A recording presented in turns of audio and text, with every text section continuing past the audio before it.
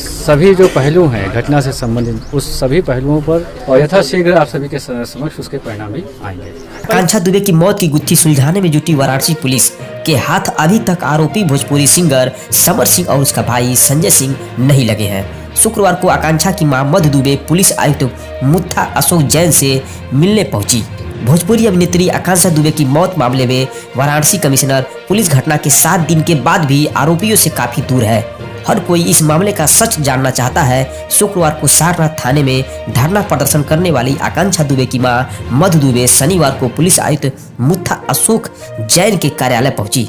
Police आयुक्त ने न्याय की गुहार लगाई है। कहा कि समर सिंह और संजय सिंह ने आकांक्षा को मारा है, मेरी बेटी को इंसाफ दीजिए साहब। इतना कहकर वो बिलक बिलक कर रोने लगी। रोते रोते बेहोश हो गई। महिला पुलिसकर्मियों ने मधु दुबे को सहारा दिया। पुलिस आयुक्त ने ढाढ़स बताया। इसके साथ ही उन्होंने आरोपियों की जल्द से जल्द गिरफ्तारी का आश्वासन दिया।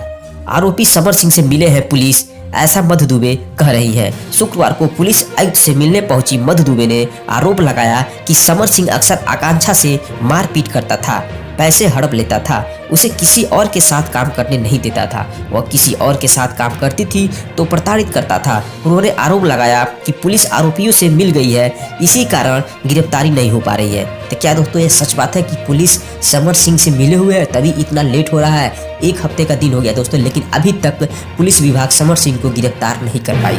आप क्या सोच रहे हैं? आपकी राय क्या है? कमेंट बॉक्स में कमेंट करें।